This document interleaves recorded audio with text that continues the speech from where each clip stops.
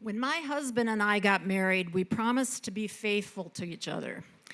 But, but we did carve out an exception clause to our marriage vows that went like this.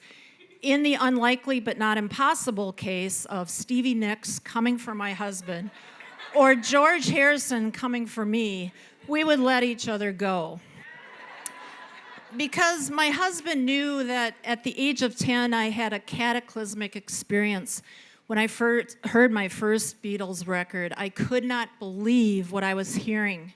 I could not believe what I was feeling, nor could I understand what I was feeling, but I can tell you now that Craving was at the top of the list.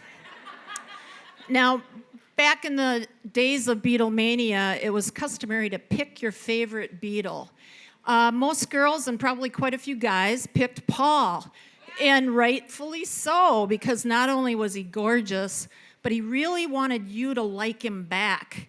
And that was a combo many of us knew we weren't going to run into a lot of times in our futures. But for me, the first time I saw the Beatles, I knew that the purpose of my life was to become Mrs. George Harrison. Now, at the age of 10, I knew nothing about sex. Actually, I knew less than nothing because my sister had given me bad information. She said that sex involved a man and a woman in a bed, and while that's not very inclusive, so far she's at least warm. But then she said that the people actually don't touch and lie several feet across, and then at some point the requisite bodily fluid kind of arcs across the bed. Not unlike an NBA three-pointer. But even with that very poor grounding in sexual theory, I could sense that George being 21 and me being 10 was a problem. So I devised a plan, and that was to just get in the vicinity of George. He would see me, he'd come over, ask my name and where I lived.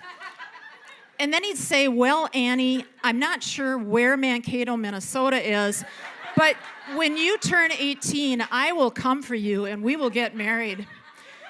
And I was 100% confident in that plan. But my optimism did not last. And at age 14, I was completely convinced that I was hideously ugly, and I had already lost George to a woman named Patty Boyd. Now, Patty Boyd, by all objective measurements, was a beautiful woman. I mean, two amazing musicians each wrote a love song for her. But in my 14-year-old mind, I thought Patty had the face of a rabbit. For example, she had little watery blue eyes, very large front teeth, and you can Google that part, and a little rabbity nose that would twitch when she said things to George like, "Don't worry, honey, Eric and I are just friends." I still craved George, but I had lost him and I had to move on. So I stumbled and fumbled into and out of my 20s, but in my 30s, the winds changed, and I met a man. And within a short time, I knew, and this time without being delusional, that he and I could build a happy and stable life. And so we have. But even as a married woman, I kept track of George, and I couldn't help but notice that we were living parallel lives. The same year that I married my husband, Paul, he married his forever wife, Olivia. And not too long after that, all four of us succumbed to the universe's oldest and strongest craving, the urge to procreate. But eventually I realized that my craving for George had become instead a respect for a man who did not let fame and fortune dictate his life. Now, George died in 2001, but Stevie Nicks is still around, so technically that hatchet is still circling above my head. But in thinking about craving, I've also realized how very lucky I am.